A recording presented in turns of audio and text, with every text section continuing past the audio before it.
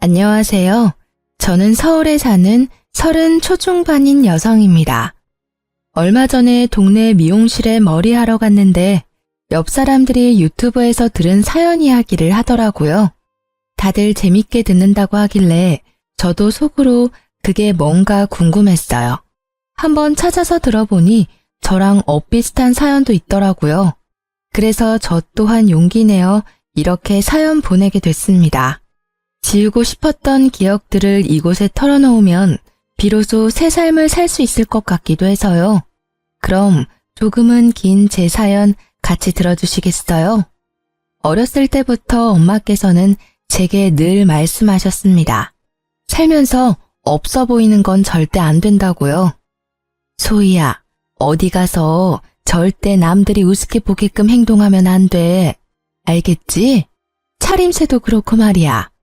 행동거지랑 겉모습이 없어 보이면 널 만만하게 보기 마련이거든. 그렇다고 너무 있어 보여도 안 돼. 그럼 이상한 똥파리 같은 것들이 항상 꼬인단다. 엄마, 도대체 그게 무슨 말이야? 뭐든 적당히 말이야. 적당히가 딱이야. 궁상 떨지 말고 그렇다고 자랑질 하지도 말고. 알겠니? 어렸을 때는 엄마 말이 이해가 잘 안 갔어요. 없어 보이면 안 되는데 또 너무 있어 보여도 안 된다는 말씀이 제겐 너무 어려웠죠. 하지만 살아보니 엄마 말씀이 뭔지 이해가 갔어요. 조금 후줄근하게 백화점에 가면 명품 매장에서 무시들 한다잖아요. 밥 먹으러 식당만 가도 조금 편한 옷차림보다 차려입은 쪽이 더 대접받더라고요.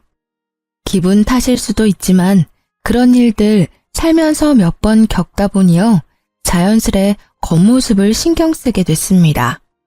엄청 비싼 명품 옷을 입지는 못해도 깔끔하고 격식 있는 옷차림으로 다녔어요. 늘 주름 한 점 없이 깔끔히 다림질해서요. 그랬더니 주변에서 제가 엄청 잘 사는 집안 딸인 줄 오해를 많이 하더라고요. 특히 오랫동안 다닌 회사에서는 어느 부잣집 차만 딸이라는 소문이 파다했어요. 그래서인지 결혼 정년기가 되니까 천짜리가 엄청 들어오더라고요. 물론 저는 결혼에 관심 없어서 다 거절했습니다. 소희 씨 집이 잘 산다며? 아니요, 그냥 평범해요. 에이, 소희 씨 하고 다니는 것만 봐도 딱 부잣집 공주님인데? 아, 공주님은 아니고요. 전 그냥 평범한 평민입니다. 제가 엄마께 말씀드리니 괜히 엄한 놈 꼬이는 것 아니냐며 또 충고해 주셨어요. 혹시나 제 겉모습만 보고 팔자 고쳐보겠다고 다가오는 놈도 분명 있을 거라 조심하라셨죠. 엄마의 그 말을 계속 마음속에 새기고 있었지만 제 세상이 무너지니까 웬걸 사람 보는 눈도 다치더라고요. 건강하던 아빠께서 뇌출혈로 쓰러지시면서 엄마랑 저는 엄청 힘든 시기를 보냈습니다. 친정아버지께서는 다행히 골든타임을 넘기지 않고 바로 병원에 도착했어요. 그래서 큰 후유증 없이 잘 회복하셨죠. 불행 중 다행일까요? 아빠가 쓰러지시기 전에 보험도 잘 들어놨었고 저희 가족은 생활비나 병원비 걱정은 크게 없었습니다. 부자는 아니지만 아예 돈 없는 집안도 아니었으니까요. 남들보다 조금은 여유로웠기 때문에 당시에 경제적 걱정은 아예 없었습니다. 하지만 옆에서 아빠가 쓰러지는 걸 목격한 저와 엄마는 심적으로 많이 힘들었습니다. 언제 아빠가 엄마와 제 곁을 떠날지 모른다는 생각에 하루하루 불안했죠. 제가 한동안 회사에서도 힘들어하는 티가 많이 났는지 동료들이 많이 걱정해줬습니다. 다른 부서에서도 제 얼굴을 보면 이름 모르는 사원분이 위로해주고 회사에서도 배려를 해줘서 그나마 잘 회복했어요. 아빠가 다시 눈을 뜨시기 전에 저는 모든 게 불투명해 보이더라고요. 그런데 그때 제 옆에서 남편이 서성거렸습니다. 한 걸음 뒤에서 위로해줬던 동료들도 있었지만 그 사람은 제 옆에 딱 붙어서 엄청 저를 챙기더라고요. 소희 씨, 밥은 먹었어요? 아니요, 입맛이 없어서요. 그러지 말고 저랑 나가요. 모든 건 밥심이에요. 밥 잘 챙겨 먹고 기운 내야죠. 그 사람은 매일 한결같이 제게 밥은 먹었냐, 잠은 잘 잤냐 물어봤어요. 점심에는 제가 밥을 안 먹는다 싶으면 꼭 남아서 절 데리고 나가 먹는 걸 지켜보더라고요. 처음엔 그 사람의 위로가 보이지도 잘 들리지도 않았습니다. 그런데 어느새 제 일상에 그 사람이 스며들어 나중엔 정말 의지를 많이 했어요. 아빠가 건강을 회복하시고 무너졌던 일상이 돌아오자 저도 자연스럽게 예전으로 돌아갔어요. 그 계기로 남편과 연애했고요. 특별할 거는 없었습니다. 남들처럼 알콩달콩 만났어요. 1년쯤 사귀고 프로포즈를 받았는데 마음 한구석 어딘가 저는 성급한 느낌을 받았습니다. 하지만 망설이는 건 제게 사치였어요. 20대 초반처럼 연애를 많이 할 수 있는 시기도 아니고 언제 결혼 상대를 다시 만날지 모르니까요. 적당히 비슷한 환경의 회사 동료와 하는 결혼, 저는 나쁘지 않았습니다. 무엇보다 아빠가 아프셨잖아요. 도희야, 아빠가 당장 내일이라도 죽게 되면 너 결혼식은 어쩌냐? 우리 딸 결혼식에 내가 손은 잡아주고 떠나야 하는데. 아빠도 참, 그런 소리 하지도 마세요. 프로포즈 받는데 문득 중환자실에서 의식이 돌아온 아빠와 했던 대화들이 떠올랐죠. 그래서 저는 그와의 결혼을 결심하게 됐습니다. 게다가 제가 힘들 때 옆을 지켜준 사람이니까요. 그와의 결혼 준비는 모든 게 순조로웠어요. 결혼식까지 많이 싸운다던데 저희는 평화로웠죠. 그런데 어느 날 신혼집을 알아보는데 남친이 이런 말을 하더라고요. 자기야, 우리 그냥 장모님 장인어른 댁에 들어가서 살까? 응? 그게 갑자기 무슨 말이야? 아니, 내 친구가 처가살이 한다고 자랑하는데 처음엔 그냥 웃어 넘겼거든? 근데 보니까 장모님 사랑 듬뿍 받으면서 지내는 모습이 나도 좀 부럽더라고. 아무래도 시가살이는 며느리가 고통스러운데 처가살이는 사위한테 나쁠 게 없잖아. 난 우리 둘 다 행복한 결혼 생활 하고 싶거든. 자기 생각 좀 의외다. 난 시댁살이든 처가살이든 둘 다 별로야. 각자 다 커서 결혼했는데 다시 부모님 집으로 들어가는 건 좀 아닌 듯해. 게다가 우린 나이도 있잖아. 돈 모아야 할 젊은 신혼부부가 보통 부모님 집 들어가서 살지. 그래? 당신은 별로겠지만 장인어른 생각은 다르지 않을까? 응? 아무래도 한번 편찮으셔서 집에 우리라도 있는 게 든든하실 거야. 남친 말을 들어보니 또 일리가 있었어요. 그래서 저는 슬쩍 친정 부모님께 여쭤봤습니다. 엄마, 남친이 결혼하면 친정집 같이 들어와서 사는 건 어떻냐고 묻네? 굳이? 아니, 한창 신혼인데 여길 못하러 들어와. 아니, 아빠도 한번 아프셨고 하니까 그 사람도 나름 걱정됐나 봐. 이제 우리 집 사위라 이거지. 어머, 마음만 고맙게 받는다고 해줘. 어떻게 그런 기특한 생각을 했대? 요즘 세상이 변하기는 많이 변했나 봐. 네 아빠 들으시면 감동해서 우시겠다. 하지만 신혼부부는 신혼답게 둘이 사는 게 맞아. 나중에 아빠한테도 들으니까 아빠께서도 똑같은 의견이셨어요. 아프면 병원 신세 질 테니 굳이 친정집에 들어오지 않으셔도 된다고 하셨죠. 두 분 다 신혼부부는 신혼답게 둘이 사는 게 맞다고 하셨어요. 그러니까 남친은 못내 아쉬워하더라고요. 처음엔 그 사람이 효심이 가득해 그런 줄 알았어요. 왜 그렇게 그는 아쉬워했는지는 결혼식 후에 점점 깨닫게 됐습니다. 드디어 우리가 결혼식을 끝내다니. 자기야, 아니, 여보, 고생했어. 자기도 고생했어. 우리가 드디어 진짜 부부가 됐네. 결혼식도 문제없이 다 끝내서 다행이야. 아, 후련하다. 근데 당신 어제 잠 얼마 못 자서 피곤하지? 비행기 안에서 자야지. 피곤하지. 나보다 잠 못 잔 건 당신이잖아. 나도 비행기에서 기절할 것 같아. 근데 잠시만. 나 지갑이 어딨지? 지갑? 분명 챙겼는데 안 보이네. 뭐 캐리어에 있겠지? 차 내려서 나중에 확인해야겠다.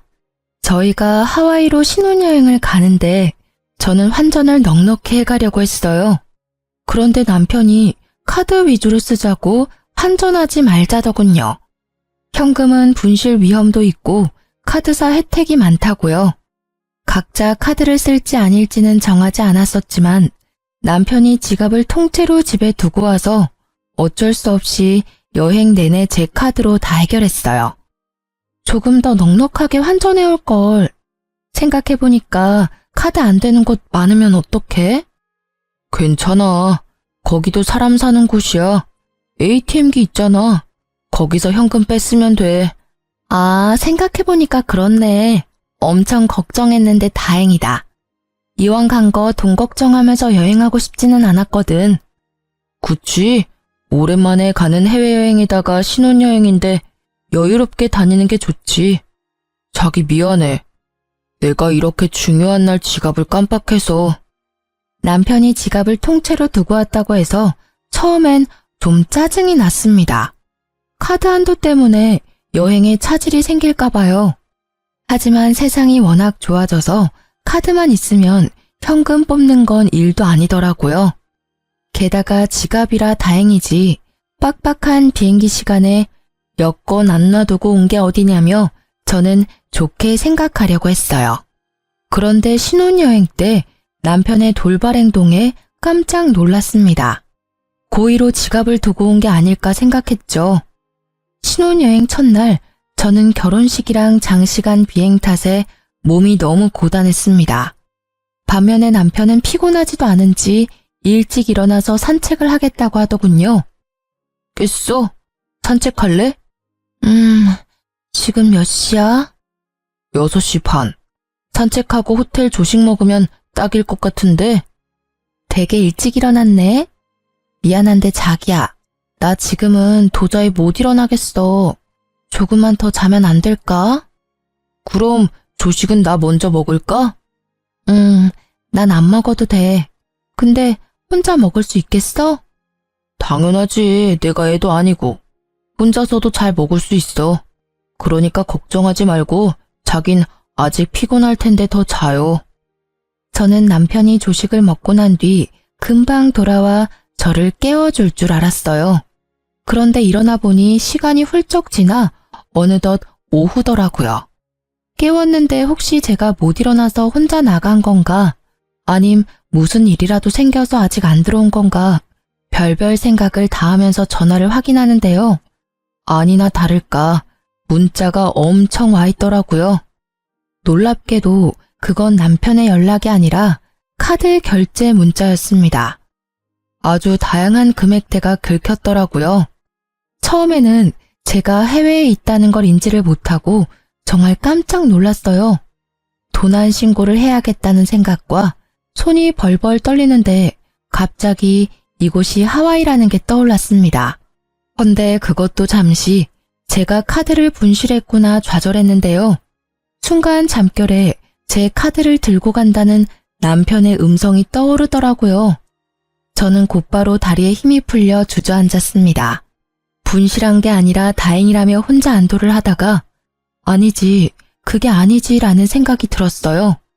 제가 호텔방에서 혼자 자고 있는데 남편 혼자 쇼핑을 하고 있는 상황이 이해가 안 갔죠. 그것도 제 카드를 말도 없이 엄청 긁었으니까요. 그 생각이 들자마자 남편에게 전화를 걸었는데 전화를 안 받더라고요. 연락이 계속 안 되니까 남편이 카드를 잃어버렸다는 결론으로 도달했어요. 여보세요? 아니, 제가 신혼여행을 해외로 왔는데요. 카드를 분실한 것 같아서요. 놀라서 부랴부랴 카드 분실 신고를 하고 있는데 눈물이 나더라고요. 그땐 정말 놀라서 카드를 정지시키고 곧바로 연락 안 되는 남편도 실종 신고를 하려고 했어요. 다행히 카드 고객센터와 통화하는 중에 남편은 무사히 호텔방으로 돌아왔습니다. 놀란 토끼 눈의 남편을 마주하자 안도와 동시에 화가 치솟더라고요. 뭐야 당신? 지금까지 뭐 했어? 내가 얼마나 놀란 줄 알아? 여보, 왜 울고 있어? 나 쇼핑하고 왔는데. 말도 없이 혼자 쇼핑하고 온 거야? 너 피곤하대서 혼자 다녀왔지. 그건 새벽이었고 오전에 나 깨울 생각은 안 들었어. 지금 오후 2시가 훌쩍 넘었어. 시간이 벌써 이렇게 됐다고? 내가 미안해. 정신없이 돌아다니다 보니까 미처 몰랐다. 근데 당신도 너무하다. 내가 못 깨웠어도 혼자 일어나면 되잖아. 애야? 뭐? 그렇잖아. 내가 몇 시에 돌아올 줄도 모르는데 알람이라도 맞춰놓고 잤어야지. 당신 도대체 몇 시에 일어난 거야? 내가 그럴 정신이 있었어? 밤 늦게 도착해서 기절했잖아. 나 6시에 일어났을 때도 비몽사몽이었어. 그리고 상식적으로 난 당신이 아침 먹고 산책만 하고 돌아올 줄 알았어. 연락은 되지도 않고 남겨놓은 것도 없고 카드 결제 내용만 잔뜩 와 있잖아. 내가 안 놀라게 생겼어? 게다가 내 카드를 상의도 없이 어떻게 막 긁어. 대충 계산해봐도 200만 원 훨씬 넘더라. 말하다 보니 그제야 남편의 손에 들린 쇼핑 봉투들이 눈에 띄더라고요. 그중에는 명품 브랜드 로고가 박힌 쇼핑백도 있었어요. 정말 기가 막히더라고요. 들어보니 당신이 놀랄만 했네. 내가 언성 높여서 미안해. 오랜만에 해외여행 와서 너무 들떴었나 봐. 그런데 나 진짜 혼자 놀다 온 게 아니라 당신은 피곤하다 했고 편하게 혼자 잘 자라고 자리 비켜준 거야. 조식 먹고 산책 좀 하다가 호텔 구경하는데 심심하더라고. 그래서 잠깐 바깥 구경한다는 게 이사단이 났네. 세일도 많이 하고 또 한국보다 더 싸니까 나도 모르게 카드를 긁고 있더라. 상의 없이 카드 써서 미안. 근데 나 진짜 내 거 산 게 아니라 양가 부모님 선물이랑 기념품 산 거야. 그러니까 너무 뭐라 하지 말아줘. 우리 엄마 직업이 워낙 오래됐는데 여기 와서 보니까 엄마 생각이 엄청 나더라고. 그래서 나도 모르게 결제해버렸어. 근데 말야, 나도 호텔방 들어오자마자 당신 울고 있는 모습에 얼마나 놀랐는지 몰라. 그니까 뭐? 왜 효도를 내 카드로 하려고 해? 게다가 그 카드 한도도 별로 안 돼. 우리 환전도 별로 안 해왔잖아. 아니, 좋게 생각해서 진짜 나한테 상의하고 같이 사러 갔으면 내가 이래? 나 당신 정말 이해가 안 돼. 한도가 얼만데? 신용카드 말고 다른 체크카드는 없어? 뭐?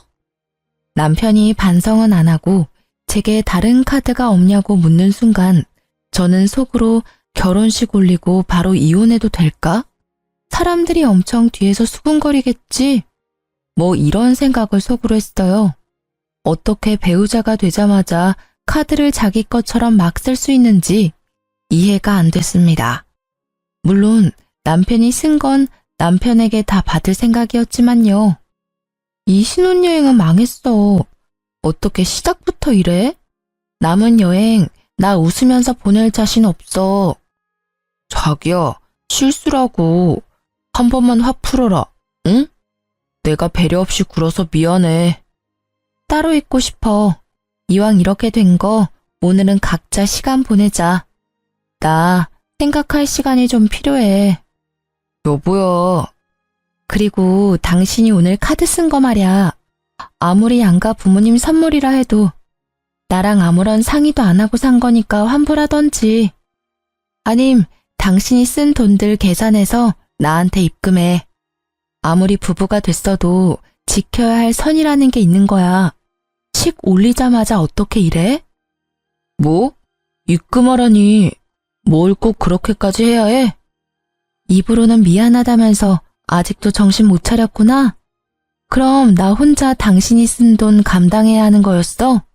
나도 평범한 직장인이야. 매달 고정 지출비가 있는데 갑자기 그렇게 큰 돈 나가는 거 부담스러워. 부부끼리 참 치사하다. 뭐? 치사? 내가 모른 척 하려고 했는데 당신 아침만 혼자 먹은 거 아니더라? 식당에서도 카드 긁었던데 혼자 점심까지 먹고 왔지? 그게 더 말하기 싫고 나가. 방을 하나 더 잡던지 해. 아님 내가 나갈까? 알았어. 일단 자기 기분 풀릴 때까지 따로 있자. 그렇게 저는 화가 안 풀려서 신혼여행 내내 남편이랑 따로 지냈습니다. 남편 꼴도 보기 싫어서 돌아다니지도 않았어요. 그냥 호텔에만 박혀서 호텔 안에서 식사도 다 해결했어요. 남편이 무릎 꿇고 싹싹 빌어서 마지막 날쯤 겨우 화해했어요. 화해라기보다는 한국에 들고 갈 선물들 사려고 억지로 얼굴 봤네요. 어쨌든 결혼 축하하러 와준 소중한 걸음들의 보답도 해야 하고 양가 어른들 선물도 다시 준비해야 했으니까요. 남편은 정말 반성한다며 그대로 사왔던 것들 다 환불했습니다. 그래서 그때 산 게 진짜 부모님 선물이었는지 본인이 갖고 싶었던 걸 산 건지는 잘 모르겠어요. 또 그렇게 당장은 짜증나도 화해할 수밖에 없었던 가장 큰 이유는요.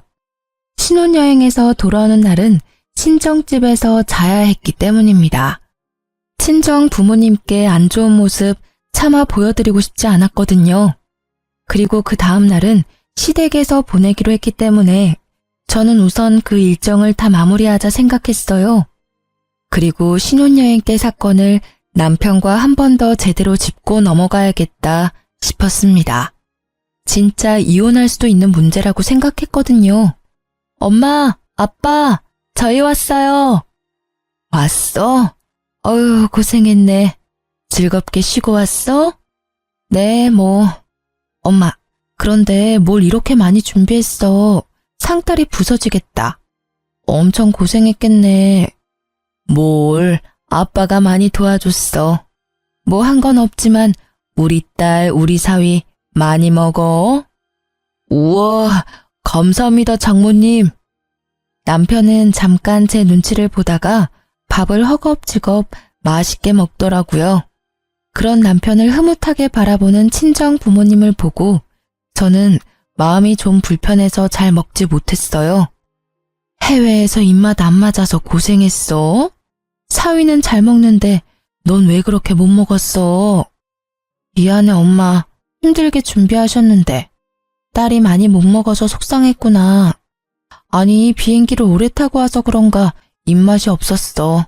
속이 부대끼더라고. 약 줄까? 아니, 그 정도는 아니야, 엄마. 나 괜찮아요. 근데 엄마는 이제 괜찮아? 뭐가? 엄마 결혼식 때 엄청 우셨잖아. 아이고, 그러게. 내가 기쁜 날 그렇게 울면 안 됐는데. 예쁜 딸 보내려니 그렇게 속상했어요? 당연하지. 우리 예쁜 딸 시집 보내는데 내가 안 울면 이상하지. 사위가 야속하기도 했지. 엄마는 너 좀 더 내 옆에 데리고 있고 싶었거든. 엄마께서는 갑자기 또 우셨어요. 저는 당황해서 엄마 눈물을 닦아드렸죠. 너무 울어서 남편은 밥 먹게 하고 저랑 엄마는 안방에 들어가서 마저 얘기를 나눴는데요. 엄마, 그만 울어. 나 결혼했어도 집도 가깝고 우리 자주 볼 거잖아요. 그게 말이야, 소희야, 사실 말이다. 엄마께서는 한참을 우시다가 천천히 옛날 이야기를 해주셨어요. 가슴속에 품고 있었던 이야기를 고민하고 또 고민하고 제게 털어놓으셨습니다. 제가 상처받을까봐 지금껏 숨겼었는데 이제는 다 커서 결혼도 했고 진짜 말해줘야 할 것 같았다고 하시더라고요. 뭐? 내가 엄마 딸이 아니라고? 아니긴 왜 아니야. 넌 누가 뭐라 해도 내 딸이야. 그러니까 어쨌든 엄마 말은 내가 친딸이 아니란 거잖아. 저는 2살 때 입양됐다고 합니다. 처음엔 너무 충격이었어요. 입양해서 지금껏 남부럽지 않게 잘 키워주신 부모님께 감사하기도 하고 절 버린 친부모가 원망스럽기도 했어요. 그리고 지금 결혼했으니 이혼을 하든 말든 남편에게도 이 사실을 말해줘야겠다고 생각했습니다. 그렇게 그날 엄마를 껴안고 밤새 울었습니다. 퉁퉁 부른 눈으로 시댁에 방문하니 시모는 둘이 싸웠냐고 물었습니다. 그게 싸우기는 했는데 아무튼 이 눈은 내가 이렇게 한 거 아니야, 엄마. 싸웠다고? 아니, 너희 아직 혼인신고 도장도 안 말랐는데 싸웠니? 뭐 때문에? 엄마, 왜 소리를 질러요? 깜짝 놀랐잖아. 어머님, 어제 친정어머니랑 밤새 이야기해서 눈이 이래요. 죄송해요. 보기에 못났죠? 예쁜 모습 보여드리고 싶었는데. 으이그, 그러길래 여기부터 오지 그랬니? 친정부터 가고. 말은 안 했지만 나 서운했다. 친정 부모님은 둘이지만 난 혼자 잤냐. 혼자 외로운 시모부터 챙기면 어디 덧나? 죄송해요, 어머님. 저희가 거기까지 생각을 못했네요. 괜히 저희 돌아오는 날이라고 이것저것 혼자 챙기시느라 힘드실까 봐요. 친정 엄마께서 먼저 친정집 오라고 하셨거든요. 참나, 너네가 결혼한 게 뭐 그렇게 큰일이냐? 다 늙은 내가 다 큰 너네를 챙기긴 뭘 챙기냐? 너네가 날 챙겨야지. 에휴, 됐다. 배고프니 얼른 밥이나 먹자. 아, 네. 뭐하고 서 있냐? 네? 아이고, 배고파 죽겠으니까 얼른 밥 준비해라. 며느리로 방문한 공식적인 첫날이잖냐. 어디 네 요리 솜씨 한번 봐야지. 친정집에서는 상다리가 휘어질 정도로 남편과 저를 엄청 환대해 주셨어요. 다음날 시댁집에서는 환대까지는 아니더라도 환영해 주실 줄 알았거든요. 그런데 오히려 시모는 며느리 됐다고 갑자기 하대하면서 제게 첫 식사 준비해 보라고 하더군요. 정말 황당했지만 일단은 어른이 시키니 열심히 요리를 했습니다. 그랬더니 시모는 입맛에 안 맞는다고 저를 나무랐어요. 어머, 국이 왜 이렇게 짜냐? 완전 소태다. 얘, 너 이런 식으로 국을 끓이면 나트륨 중독으로 우리 아들 명줄 짧아져. 요리 좀 한다고 들었는데 왜 이 모양이니? 너 우리 아들이랑 같이 살려면 나한테 엄청 배워야겠다. 엄마, 맛만 있는데요, 뭘. 자기야, 진짜 맛있어. 반찬도 다 맛있는데. 남편은 제가 혼나는 게 안쓰러운지 그래도 제 편을 들더라고요. 저는 밤이 되어서야 시모의 구박에서 벗어날 수 있었습니다. 요리부터 설거지까지 전부 제게 테스트한다며 절 다 시켰거든요. 어머님, 좀 너무하신 거 아니야? 다짜고짜 여독 풀지도 못한 며느리한테 요리시키셔서 첫날이라 그러시는 거겠지 하고 참았어.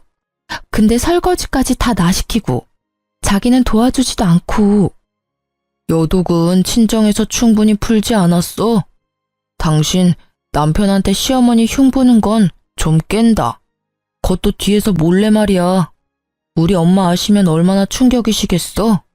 입장 바꿔서 내가 장인 장모님 흉보면 좋아? 난 뒷땅 까는 사람 딱 질색이야. 그렇게 안 봤는데 당신 좀 실망이야? 뭐라고? 미안한데 이건 뒤에서 흉보는 게 아니라 당신한테 대놓고 흉보는 거야. 아니, 당신이야말로 입장 바꿔서 생각해봐. 우리 엄마 아빠가 어제 당신한테 사위된 지 첫날이니 요리하고 설거지 해보게 하면 기분 좋아? 그런 취급 받으면 좋겠냐고. 뭔 소리야. 남자랑 여자는 다르지. 뭐가 다른데? 우리 엄마 아빠께서는 당신 귀한 손님 대접해줬는데 난 왜 여기서 찬밥 신세야. 시댁에서 큰 소리 내며 싸울 수는 없으니 남편은 집 가서 다시 이야기하자며 자리를 피했어요. 저는 여러모로 신혼여행 때부터 받은 스트레스에 몸도 마음도 지친 상태였습니다. 게다가 풀리지 않은 여독과 종일 시모에게 시달려 피곤이 몰려오더군요. 잠깐 눈을 붙인다는 게 아예 잠들어 버렸죠. 그런데 깨어보니 또 남편은 제 곁에 없었습니다. 화가 나서 다른 방에서 자나 싶었죠. 물을 마시러 나왔는데 시모랑 남편이 마당에 있더라고요. 저랑 엄마가 둘만의 시간이 필요했던 것처럼 두 모자도 할 말이 있겠지 싶었어요. 그런데 창문 방충망 사이로 들려오는 제 이름에 저도 모르게 귀를 쫑긋했습니다. 가까이 가니 시모랑 남편은 소주를 마시고 있었어요. 자기 예뻐하는 모습이 안 보이는데 제가 쉽게 넘어오겠어? 엄마라도 먼저 좀 잘해줘야지. 안 그래도 신혼여행 때 대판 싸웠는데 엄마까지 그러니까 섭섭하다고 난리잖아. 아이고, 그게 마음처럼 쉽게 되는 줄 아냐? 소위 제가 예쁜 구석이 있어야 예뻐하지. 저는 그 대화에 온몸이 굳었지만 딱 한 군데 손가락은 잘 움직이더라고요. 혹시라도 놓칠세라 곧바로 동영상을 촬영했습니다. 저보고 뒷담 까지 말라고 뭐라 하더니 남편은 시모랑 제 이야기하는 모습에 본능적으로 찍었죠. 발뺌할지도 모르니 창문을 통해서 동영상을 찍었습니다. 아니, 소위 걔가 애가 예뻐 보이기라도 하면 몰라. 얼굴도 그 꼴이 뭐냐? 안 그래도 못생긴 얼굴 더 못 봐주겠더라. 엄마, 내가 좀만 참자고 그랬잖아. 소위 내 스타일 아닌 거 엄마도 잘 알잖아. 나도 꾹 참는데 엄마도 좀 예뻐해줘. 장인어른 몇 년 전에 뇌출혈 수술했었으니까 분명 오래 못 살 거라 몇 번 말해? 금방이야. 지금 정정해 보여도 2차 뇌출혈 소리 소문 없이 금방 또 온단 말이야. 그럼 그 재산 다 우리 거라고. 그니까 며느리한테 잘해줘. 히히히, 그래. 그 사돈 양반 언제 갈지는 몰라도 고시겠지 아마? 그래, 내가 그것만 믿고 결혼시켰지. 깜빡했다. 소위 저기 집애가 뭐 볼 건 없어도 집안 하나는 좋아 보이니 내일부터는 정말 마음 다 잡고 잘해줘야겠다. 그래 엄마, 난 소희가 아니라 저 집안 재산이랑 결혼한 거야. 그것만 생각하자. 아, 근데 생각할수록 저거 열받네. 집도 잘 살면서 신혼여행 가서 내 돈까지 쓰게 하더라고. 너가 잘 몰라서 그래. 원래 잘 사는 집안일수록 그런 거 칼같이 지키는 거야. 그래? 어떻게 카드 받아내지? 결혼한다고 끌어모았어서 이제 우리 알거지잖아. 너야말로 성급하다 이놈아. 살살 구슬려야지. 그런가? 엄마, 내일부터 살살 구슬려 볼게. 파이팅! 짠합시다 어머니. 이 지긋지긋한 월세집에서 벗어나기 위하여. 알고 보니 이 넓은 시댁 단독주택도 월세였더라고요. 저는 남편과 시모의 대화에 참을 수 없는 분노가 차올랐어요. 어떻게 저와 제 부모님을 두고 그런 생각을 했는지 치가 떨렸습니다. 남편은 회사에 놔두는 소문을 듣고 제가 잘 사는 집안 딸인 걸 알고 접근한 거였죠. 참 허망했습니다. 저는 속이 뒤집어졌지만 곧바로 티내지 않았습니다. 못된 모자 참교육은 시켜줘야 했으니까요. 이혼은 정해진 결론이고 못된 아들 의견에 동조한 시모부터 복수하기로 생각했어요. 저는 매일 점심시간마다 시댁에 놀러 갔습니다. 회사랑 가까웠거든요. 이미 남편과 시댁의 재정 상태는 알았고 뜯어먹을 건 없고 밥이라도 얻어먹어야지 싶었어요. 시모는 처음에는 저를 반겼어요.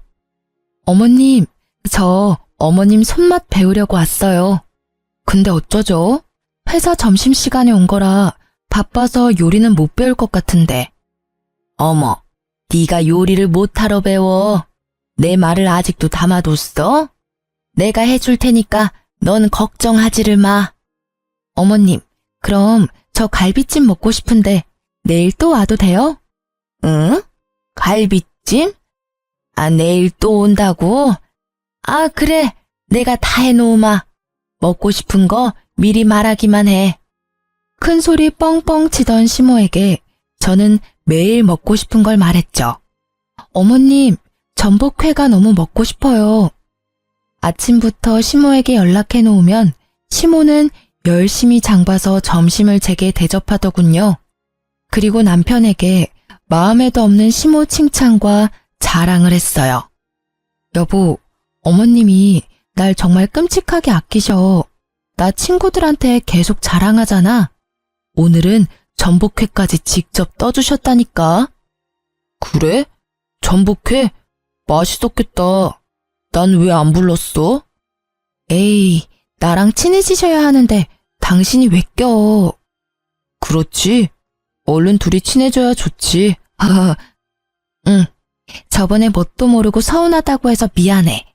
어머님 진짜 좋으신 분 같아. 그치? 사람 겪어봐야 알잖아. 우리 엄마랑 너도 분명 서로 잘 알게 되면 잘 맞을 거라 나도 생각했어. 근데 엄마 용돈 좀 드리는 게 어때? 매일 가서 먹으면 엄마 좀 부담스러우시겠다. 응? 아니지. 어머님 그럼 부담스러워서 나 밥 못 먹이셔. 용돈은 다음에 챙겨드릴 거야. 그래? 떨떠름한 남편의 대답에 저는 속으로 비웃었죠. 그리고 제가 용돈도 안 주고 점심시간마다 낼름 밥만 먹고 가니 이제 시모는 아예 냉장고를 이제 비워놓고 기다렸습니다. 어머님, 냉장고가 텅텅 비었네요. 어쩌지? 내가 장 보러 갈 시간이 없어서 못 봤네. 괜찮아요. 오늘 해물찜이 너무 먹고 싶은데 어머님 힘들까봐 제가 오는 길에 배달 주문해놨어요. 잘했죠? 해물찜? 내가 좋아하는 거 어떻게 알고, 아유, 고맙다. 배달 왔습니다. 네. 헉, 어머님. 응? 어쩌죠? 제가 회사에 지갑을 두고 와서요. 결제 좀 부탁드려요. 그래, 뭐 내가 일단 결제하마. 얼마죠? 네, 59,000원입니다. 거참 되게 비싸네.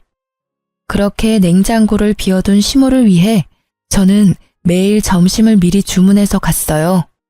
해물탕으로 시작해서 초밥, 중식, 코스 요리 등등 배달 가능한 비싼 음식들이 많잖아요. 할 수 있는 한 시모를 다 뽑아 먹었죠. 시모는 성질을 참다 못해 한마디 했습니다. 너 용돈 한 번 안 주고 너무하다 정말. 내가 지금 이번 달 식비만 얼마를 쓴 줄 아냐? 어머님, 설마 저한테 쓰는 돈이 아까우세요? 제가 한껏 울상을 짓자 시모는 당황하다가 얼마든지 먹고 싶은 거 말하라고 떵떵거리더군요. 그리곤 친정 부모님한테 가서 시모가 이렇게 잘해준다고 말하라고 시켰습니다. 전 당연히 그러겠다고 말했죠. 그리고 이 말을 덧붙였더니 시모가 개거품을 물었어요. 저는 친부모가 누군지도 모르지만 지금 너무 행복해요. 양부모님도 모자라서 시어머님께도 이렇게 사랑을 받으니까요. 전 정말 복받은 사람이에요. 뭐? 뭔 소리냐 그게? 너 니네 부모님 친자식 아니냐? 네, 저도 얼마 전에 알았어요. 저 어렸을 때 입양하셨대요. 너 왜 그 중요한 걸 숨겼냐? 진짜 네가 친자식이 아니라고? 본색을 드러내는 시모에게 저 또한 이제 숨기지 않고 발톱을 드러냈어요. 왜요? 그게 뭐 어때서요? 정신 차려라. 아니 양부모가 너한테 뭐라도 남겨주겠냐? 너 정말 무서운 애구나. 이거 사기 결혼이야. 결혼 전에 말했어야지. 이혼이라도 할까요? 당연한 걸 물어. 이 괘씸한 것. 시모는 이혼 소송할 거라며 제게 각오하라더군요. 너 미쳤지? 감히 날 속여? 퇴근하고 남편에게 물어보니 생각이 같다 하더군요. 이미 제가 말하기 전에 시모한테 들었는지 얼굴은 울그락불그락 했습니다. 역시나 제가 속였다고 사기 결혼이라고 시모와 비슷한 반응을 보였죠. 그래서 저는 남편을 데리고 친정 부모님께 같이 가서 이혼 말씀드리자고 말했어요. 마지막 예의는 갖춰달라고요. 제가 밤늦게 남편을 데리고 나타나자 친정 부모님께서는 어리둥절해 하셨죠. 무슨 일이냐 갑자기. 너희 뭔 일 있어? 걱정스러운 얼굴을 한 부모님께 저는 물었어요. 엄마, 아빠, 저 할 말 있어요. 죽어서 유산 남기지 말고 지금 정신 운전할 때 저한테 유산 남겨주세요. 저 친딸 아니잖아요. 그래서 걱정돼요. 아무것도 못 받을까 봐서요. 아무것도 모르는 친정 부모님께서는요, 당황하시다가 이내 곧바로 웃으면서 알겠다고 하셨어요. 그래, 소희 네 생각이 그렇다면 그렇게 해주마. 남편은 아빠의 말씀에 당황한 얼굴로 말하더군요. 아니, 친딸도 아닌데 정말 얘한테 재산 남겨주실 거예요? 얼마나요? 친정엄마께서는 남편의 속보이는 말에 놀라신 얼굴이었죠. 자네, 뉘앙스가 좀 그렇네. 우리가 소희한테 재산 주는 건 당연한 거 아니겠나. 우리 마음으로 낳은 딸인데 누가 뭐라 해도 소희는 내 딸이야. 남편은 친정 부모님의 태도에 놀라서 태세 전환했어요. 여보, 정말 감동이다. 장모님, 장인어른, 그동안 우리 소희 이렇게 예쁘게 키워주셔서 감사합니다. 앞으로는 제가 소희 지키겠습니다. 웃겨? 네가 뭔데 날 지켜? 난 내가 지켜. 엄마, 아버지, 저 재산 필요 없어요. 아까 한 말은 진짜 재산 받으려고 한 말 아니에요. 저 멀쩡한 직업도 있고 모아둔 돈도 충분해요. 지금까지 키워주신 것도 너무 감사하니까 절대 저한테 유산 남기지 마세요. 그게 뭔 말이야, 여보. 받을 건 받아야지. 그래, 너 받을 건 받아야지. 잘못했으면 벌은 달게 받아야지. 저는 친정 부모님께 시모와 남편 동영상을 틀어서 보여드렸어요. 남편놈은 자기 목소리와 자기 엄마 목소리가 흘러나오자 무릎부터 꿇더라고요. 사실 제가 혹시 몰라 2시간 전에 친정아빠한테 충격받지 마시라고 미리 귀뜸해 드렸었습니다. 이렇게 할 건데 놀라지 마시라고요. 아버지께서는 기다렸다는 듯 남편의 뺨을 날렸어요. 감히 내 귀한 딸에게 상처를 입혀? 잘못했습니다. 그런 의도로 한 말 전혀 아니에요. 나 자네한테 단 한 푼도 안 줄 거야. 쉽게 안 죽어. 죽더라도 이혼하는 거 다 보고 죽을 테니 걱정 말게. 엄마께서는 손에 집히는 대로 남편에게 물건을 던지셨어요. 당장 나가. 내 집에서 당장 꺼져. 소송을 해서라도 이 부분 바로 잡을 거야. 네 놈, 네 엄마, 내가 가만 안 둬. 그렇게 남편 놈은 쫓겨나고요. 아빠와 저는 엄마를 달래드렸어요.